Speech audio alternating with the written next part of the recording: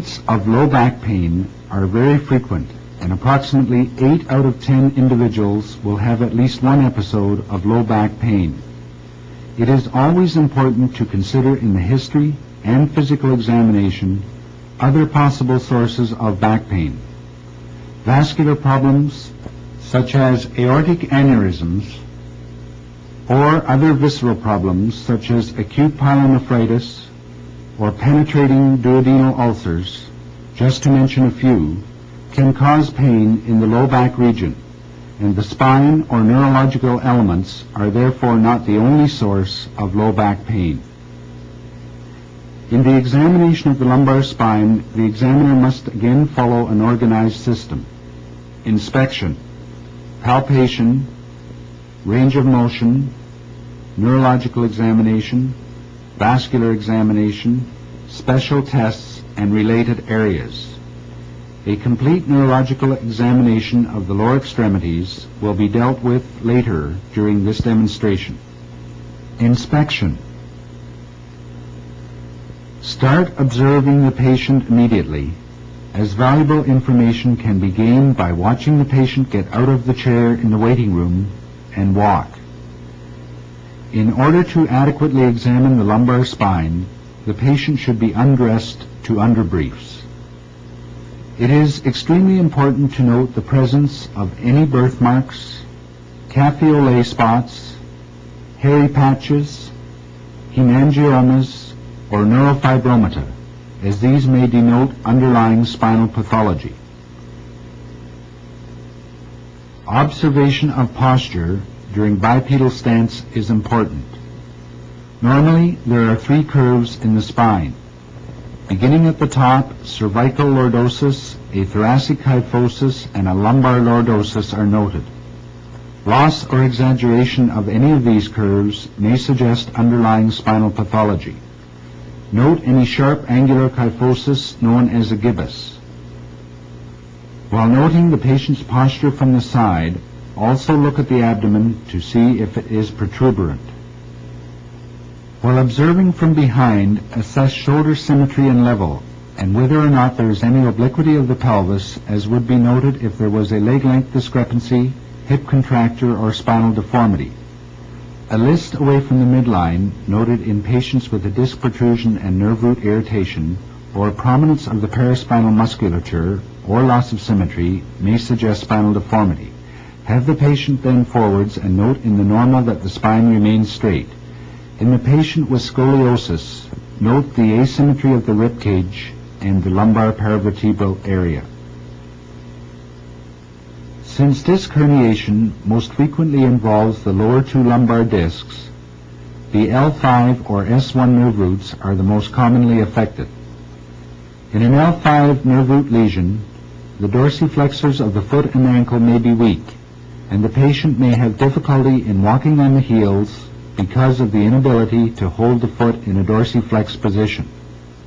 Likewise, S1 involvement may affect the gastrocnemius soleus complex, and therefore the patient will exhibit difficulty in toe walking. Palpation. Bony landmarks. Begin by sitting behind the patient.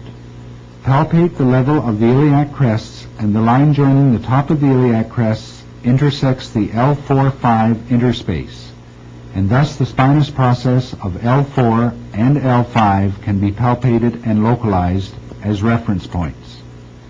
A horizontal line joining the posterior superior iliac spines is at the level of S2. Having located these reference points, the individual spinous processes should be palpated, noting in particular tenderness, deviation from vertical alignment, or a step-off deformity indicative of spondylolisthesis. Complete examination of the sacrococcygeal region should be done at the time of rectal examination. Palpation. Soft tissues. Initially palpate the soft tissues of the low back when the patient is standing. Begin with the interspinous regions, again noting any tenderness elicited, and also any abnormal gaps between the spinous processes. Palpate the paraspinal muscles, noting consistency, spasm, or tenderness. Soft tissue palpation should be repeated when the patient is lying prone and relaxed. The sciatic nerve courses midway between the greater trochanter and the ischial tuberosity. It is most readily palpable with the patient lying on the side and flexing the hip of the side to be examined. The cord-like nerve may not itself be palpable, but tenderness elicited in the region of the sciatic nerve may suggest irritation of its contributing nerve roots. With the patient lying supine and the knees bent, a thorough abdominal examination should be performed. Assessment of abdominal wall musculature is carried out by having the patient perform a partial sit-up, and the tone and strength of the musculature can be appreciated. Range of motion. It is extremely difficult to isolate the magnitude of motion in the lumbar spine. During flexion, such as when the patient is asked to touch his toes, motion at the hip joints accounts for a large portion of the total range. I think it is more important to observe the rhythm of the motion of the lumbar spine than the absolute value of motion that occurs, and also to note when and where pain is produced. Flexion. The patient is instructed to bend forward and touch the toes while keeping the knees straight. The distance from the fingertips to the floor can be recorded for future comparison, but it is obvious that problems involving one or both hips could seriously affect this motion. It is more important to observe the lumbar spine, noting that normally the lumbar lordosis is flattened during flexion.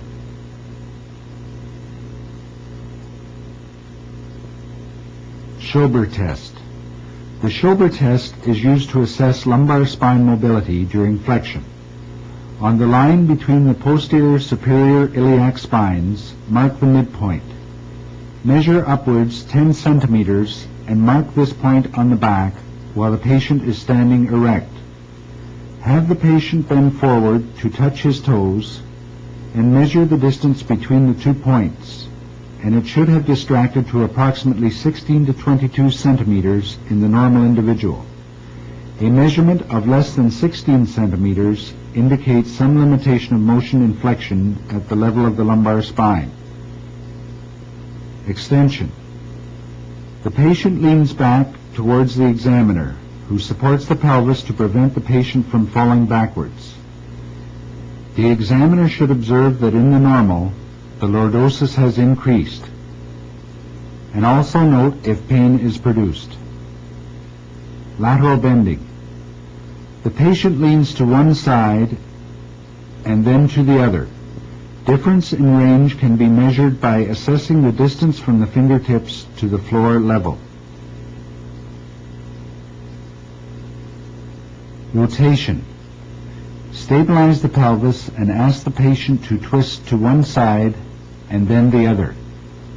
This may also be assessed with the patient sitting on a stool, which in itself stabilizes the pelvis.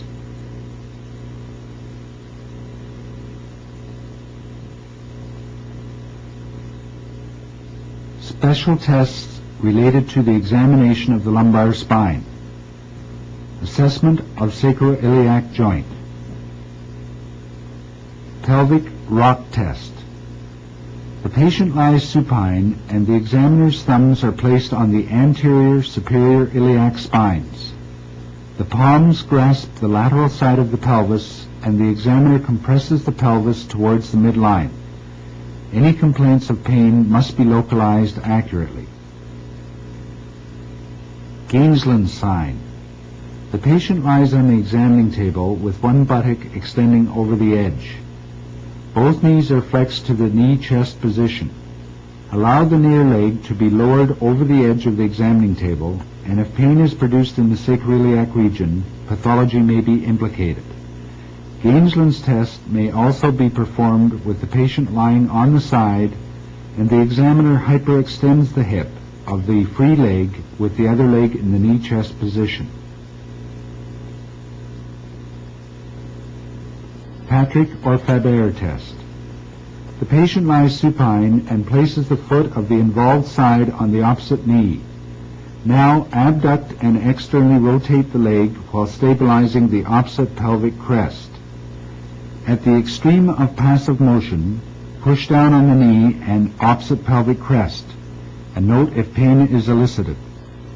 Obviously, hip pathology could well interfere with this test.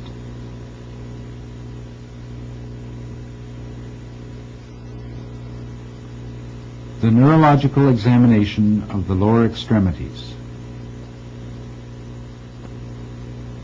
The overall objectives of the neurological examination are to determine if a neurological deficit is present and to localize, if at all possible, the level of the deficit. Since the spine is intimately associated with the neurological structures, it is absolutely essential to perform a complete neurological evaluation.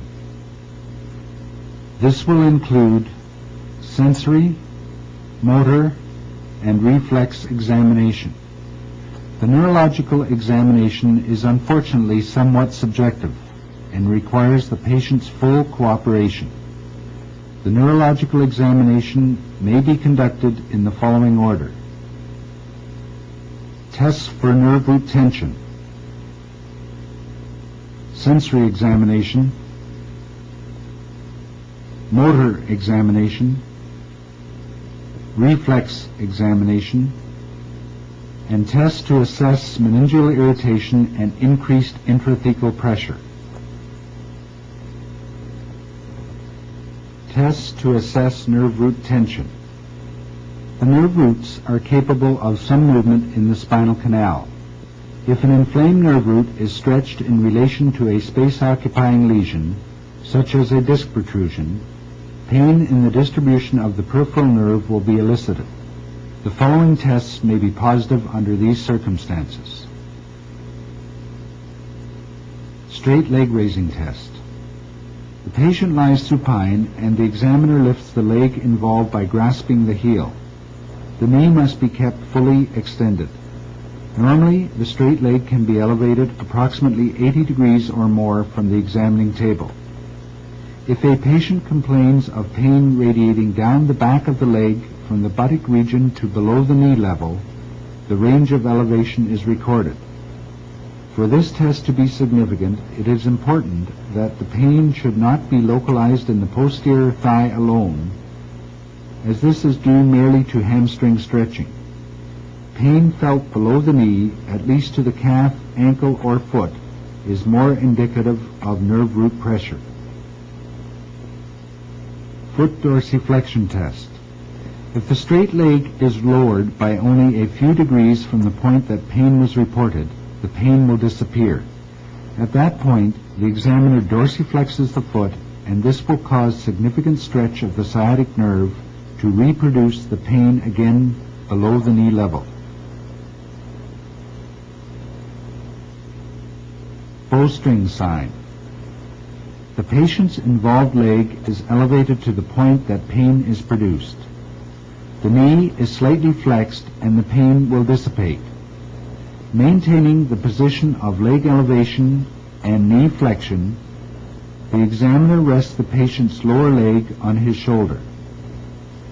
Firm bilateral thumb pressure is applied in the popliteal fossa, which in the presence of significant intraspinal nerve root compression will cause the reproduction of pain in the sciatic distribution. Well leg raising test or crossed reference sign. In the presence of a large disc protrusion or a space-occupying lesion, performing the straight leg raising test on the uninvolved side may produce pain in the sciatic distribution on the patient's other or symptomatic side. Hence the name well leg raising test or crossed reference sign. Sitting straight leg raising test. The straight leg raising test can be performed in a sitting position. It is best to have the patient sit against a wall in order to prevent the patient from leaning backwards to compensate for increased tension on the nerve root. reproduction of pain in the sciatic distribution would be considered a positive finding.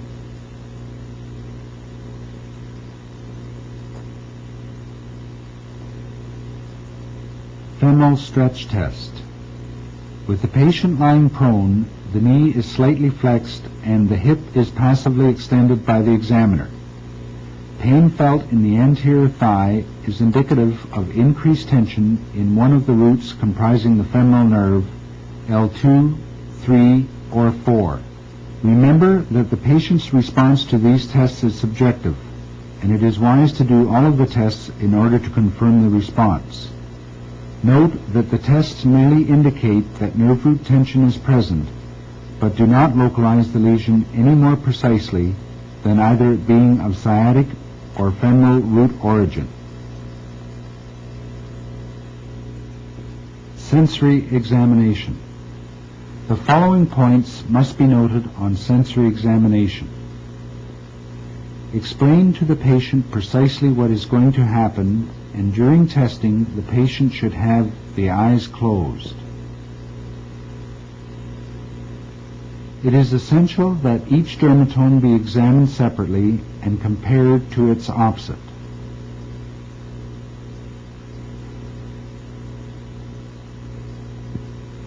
The patient's response to pinprick, sharp, blunt touch, dull, and light touch yes, must be examined, and further examination of temperature, hot, cold, 2-point discrimination, 2,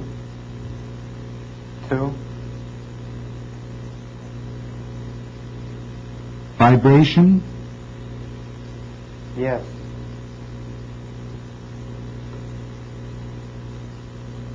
proprioception, up, down,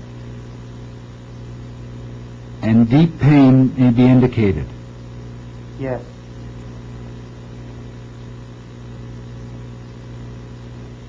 If any deficiencies of the sensory examination are noted, record these on a diagrammatic chart showing the dermatome distribution, and depict the localization and area involved so that this can be used for future comparisons. Motor examination. Essential points in the examination of the motor system include the following. Examine each specific muscle or group of muscles when the individual muscle function cannot be isolated. Always palpate the individual tendon or muscle if possible. Record the strength of the muscle or group of muscles being tested on the 0 to 5 rating scale. Always compare one side to the counterpart on the other extremity. Examine all of the foot and ankle dorsiflexors with the knee in a bent position, such as the sitting position. Examining in a position with the limb extended may produce sciatic pain, which will interfere with the results of the examination. In testing for muscle strength, unless an obvious weakness has been noted previously during the examination, it is best to test against full resistance or grade 5 power, then work backwards if weakness is detected. Foot and ankle extensors. Extensor hallucis longus, L5, deep perineal nerve. The patient is instructed to extend the big toe, and the examiner then attempts to flex the big toe. It is necessary to apply pressure distal to the interphalangeal joint in order to test only the extensor hallucis longus and not the extensor hallucis brevis. Extensor digitorum longus and extensor digitorum brevis, L5, deep perineal nerve. Instruct the patient to extend the small toes and apply pressure to the dorsal aspect. The examiner should not be able to plantar flex the toes under normal circumstances. Tibialis anterior, L4, deep perineal nerve. The patient is asked to invert and dorsiflex the foot. Obviously, the patient cannot be expected to understand these instructions, and by placement of the examiner's finger in the proper position and asking the patient to touch the finger with the big toe, the ideal position can be achieved. Pressure is then applied to the medial border of the foot, attempting to plantar flex and evert the foot, and with the other hand, the tendon of the tibialis anterior can be palpated by the examiner.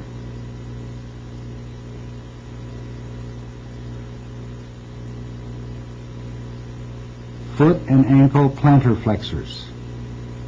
Flexor hallucis longus, S1, tibial nerve. The patient is asked to plantar flex the big toe, and the examiner attempts to dorsiflex the toe. Note again that the examiner's resistance is applied distal to the interphalangeal joint. Flexor digitorum longus, S1, tibial nerve.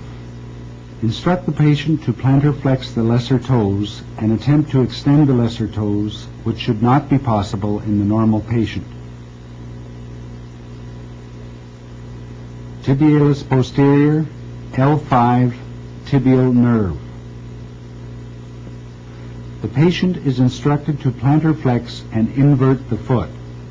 While applying resistance to this motion, the tibialis posterior tendon can be palpated behind the medial malleolus. Peroneus longus and brevis, S1, superficial perineal nerve. The foot is brought into a position of plantar flexion and eversion by asking the patient to touch the examiner's finger held in the appropriate position. Pressure applied to the lateral border, attempting to invert and dorsiflex the foot, will allow the muscle function of the peroneus longus and brevis to be graded. Gastrocnemius soleus complex, S1, S2, tibial nerve. Because the gastrocnemius soleus muscle is the strongest in the body, significant weakness has to occur before it can be detected by the examiner applying resistance. The gastrocnemius soleus should therefore be tested actively, as in toe walking and in the ability to do 10 toe stands. During toe walking, look for partial sinking and inversion of the heel, or during toe stands, look for decreased speed of performance as well as fatigability.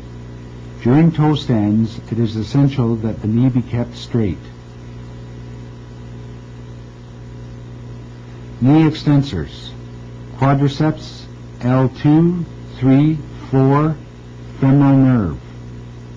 The quadriceps muscle must be tested as a group. The patient is in the sitting position and instructed to extend the knee.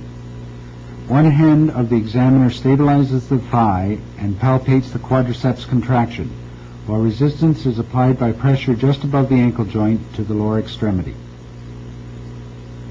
Hip flexors. Iliopsoas, L1, 2, 3, femoral nerve. With the patient sitting, the hip is further flexed against the examiner's resisting hand. Obviously, it is not possible to palpate the iliopsoas muscle or tendon. Hip adductors, L2, 3, 4, obturator nerve. Primary adductor longus, secondary adductor brevis, adductor magnus, pectineus, gracilis. With the patient lying in the supine position, the leg is abducted, and by stabilizing the pelvis with the forearm, the patient is instructed to bring the leg towards the midline. Resistance is offered by the examiner by pressing against the medial aspect of the lower leg. Hip abductors, L5, superior gluteal nerve. Gluteus medius, gluteus minimus. The patient lies on the side and the uppermost leg is abducted. Obviously, if the patient can do this, at least a grade 3 muscle power is present. Resistance is then applied to the leg by the examiner and the abductor region is palpated. Care must be taken to assure that the patient's hip does not externally rotate or flex to avoid any contribution by hip flexors or the tensor fascia respectively. Knee flexors. Hamstrings. Medial L4-5, lateral S1-2, sciatic nerve. The patient is instructed to flex the knee to approximately 60 degrees while lying in the prone position. The examiner offers resistance by applying pressure behind the ankle and with the other hand stabilizes the thigh and palpates the hamstring muscles. Hip extensors. Gluteus maximus S1, inferior gluteal nerve. With the patient still in the prone position and the knee flexed to 90 degrees to eliminate any contribution to hip extension by the hamstrings, the patient is then asked to extend the hip, and resistance is applied on the back of the thigh while the other hand palpates the region of the gluteus maximus or buttock.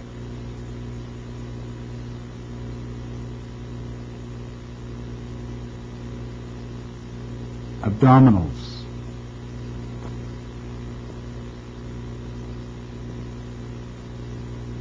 T5 to T10 above umbilicus, T11 to L1 below umbilicus. The patient lies in the supine position and is asked to perform a partial sit-up. The abdominal muscle is palpated to assess tone. If all four quadrants of abdominal musculature are normally contracting, the umbilicus will remain stationary, whereas weakness of one or more of the quadrants will be manifest by movement of the umbilicus towards the stronger quadrant or quadrants.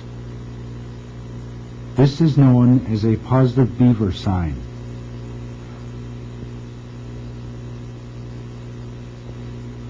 Although some examiners may test all the muscles of a single root, for example, L5, extensor hallucis longus, extensor digitorum longus, tibialis posterior, and gluteus medius, I prefer to proceed up the extremity in a systematic fashion as has been described during this examination.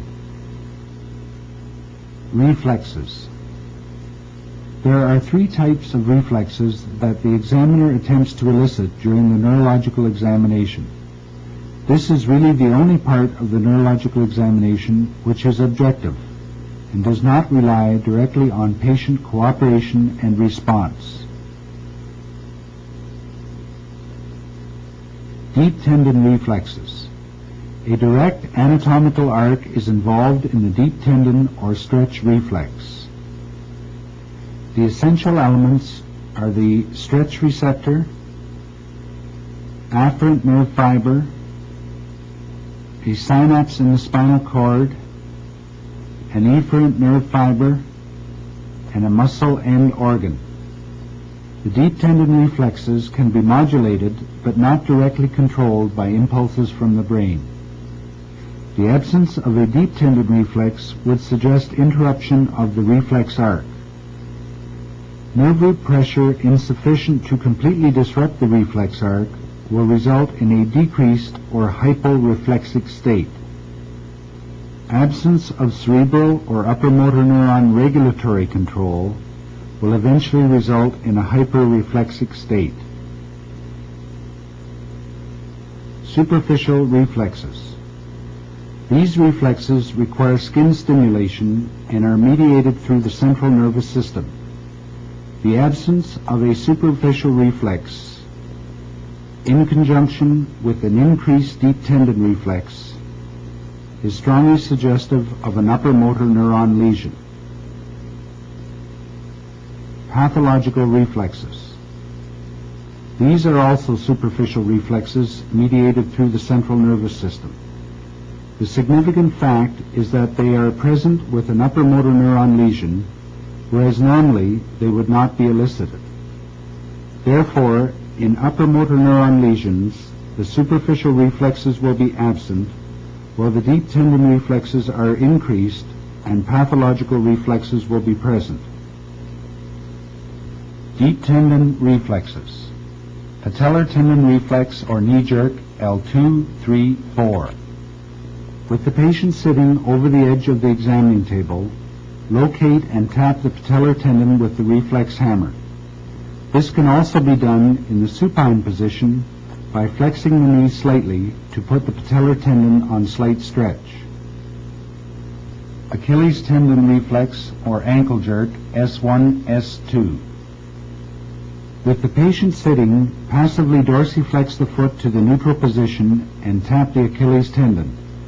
A plantar response indicates an intact reflex. In the supine position, the patient can cross one leg over the other, and with dorsiflexion of the foot again to neutral, tap the Achilles tendon. The reflex can also be elicited with the patient in the prone position and the knees flexed to 90 degrees, or with the patient kneeling on a chair. Under normal circumstances, the ankle jerk and the knee jerk can be detected easily. They may, however, require reinforcement, such as having the patient try to pull clasped hands apart in order to elicit the reflex. Posterior tibial tendon reflex, L5. The posterior tibial tendon is tapped with the reflex hammer either just behind the medial malleolus or just proximal to the navicular tuberosity.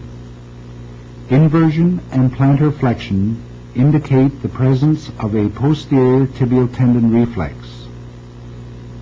This reflex for L5 is not elicitable in all patients, hence its absence may not be meaningful.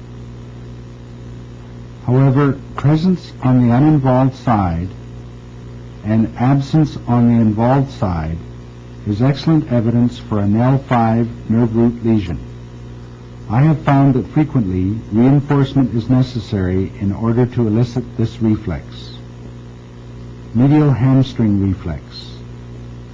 The medial hamstrings can also be tested, but it is probably not an isolated L5 nerve root because of its multiple root innervation. The examiner's fingers are pressed against the medial hamstring tendons where they are readily palpable behind the knee. The fingers are struck with the reflex hammer, and the presence of the reflex can be detected by the examiner's fingers as well as the visual contraction of the hamstring muscles.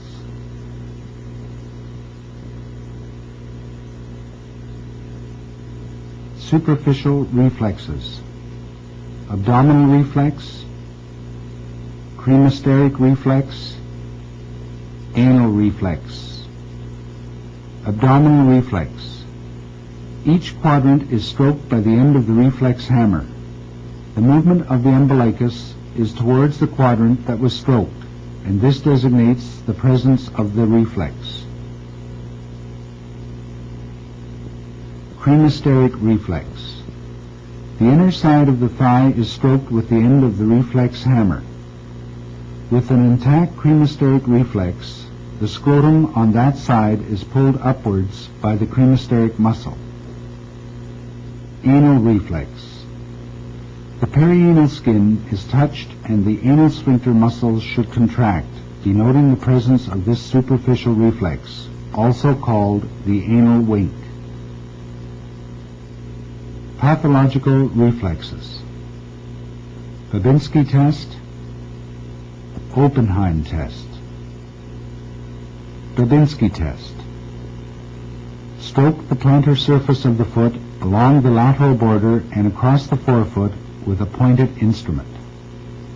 In the normal patient, the toes plantar flex, but in the positive test suggesting the presence of a pathological reflex, the big toe will extend and the lesser toes may splay and plantar flex.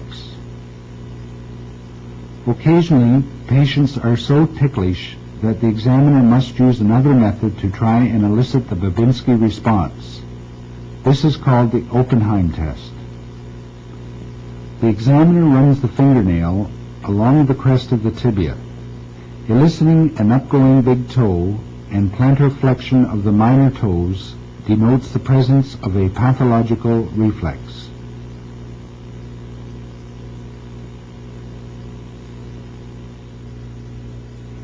Test to detect meningeal irritation or space-occupying lesions in the spinal cord. Koenig test. The patient lies in the supine position and places the hands behind the head and forcibly flexes the head onto the chest. A response of pain and its localization may be suggestive of meningeal irritation. Tests to detect increased intrathecal pressure. Pain produced by maneuvers which increase intraspinal fluid pressure may suggest intrathecal or extrathecal pathology.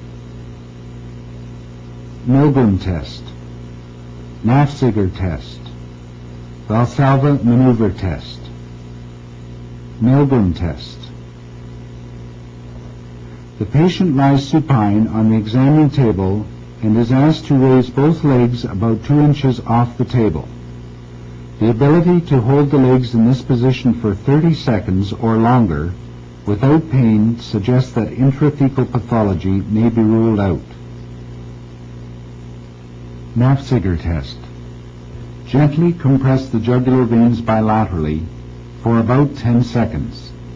Then ask the patient to cough. Production of pain in the low back region is suggestive of pathology.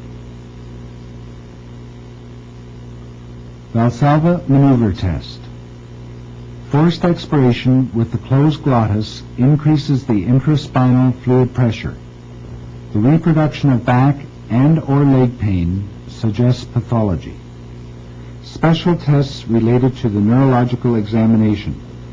As mentioned previously, the neurological examination, especially the sensory and motor aspects, are quite subjective, relying on the patient's response for sensory determination and on patient cooperation for motor function testing.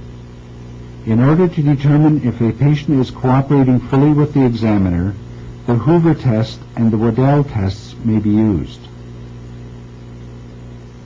Hoover test. With the patient lying supine, place the hands under the patient's heels and ask the patient to elevate one leg off the table. If the patient is really trying, there will be downward pressure on the opposite heel, which can be detected by the examiner. Lack of any downward pressure suggests that the patient is not trying to cooperate fully with the examiner. Waddell tests. Tenderness. Superficial, non-anatomic. Superficial tenderness to light pinch overlying the distribution of the primary posterior ramus of an involved nerve root is not uncommon, but superficial tenderness over a wide distribution of the low back region is unlikely to be due to an organic lesion. Likewise, tenderness to deep palpation, often extending to the thoracic spine, sacrum, and pelvis, cannot be accounted for by an organic lesion of the lumbar spine. Simulation tests. Axial loading, false rotation. The patient perceives that the lumbar spine is being stressed when in fact it is not, and therefore reports of increased low back pain suggest a non-organic influence. Vertical loading by compressing the occiput is unlikely to aggravate lumbar pain from an organic lesion. Neck pain, however, from occipital loading suggests organic cervical pathology. Rotational movements of the lumbar spine may cause increased low back pain, but when the pelvis and shoulders are passively rotated by the examiner, reports of increased low back pain suggest a non-organic component. The production of leg pain, however, during this examination may occur with nerve root irritation and should not be discounted. Distraction tests. A positive physical finding elicited during the examination is checked when the patient's attention is distracted. If the patient had limited straight leg raising in the sitting position, then this test is repeated while the examiner distracts the patient's attention by performing the plantar reflex and also assessing the extent of straight leg raising. Significant improvement of straight leg raising with distraction suggests a functional component. Regional disturbances. Sensory, weakness. The finding of sensory disturbances over a stocking distribution, rather than a recognized dermatomal pattern or a diffuse motor weakness of the cogwheel nature or partial giving way, which cannot be explained on a neuroanatomical basis, suggests functional overlay. However, patients with multiple root involvement, as in spinal stenosis or cauda equina lesions, may exhibit these regional disturbances which have an organic basis. Overreaction. Excessive verbalization or exaggerated facial expressions, muscle tension, tremor, posturing, or collapsing may also suggest a functional component to the patient's complaints. All of these tests to assess patient cooperation should be assessed during the examination of the lumbar spine and neurological examination of the lower extremities, and if non-organic signs are found, a detailed psychosocial assessment is indicated. This concludes the detailed examination of the lumbar spine and neurological examination of the lower extremities.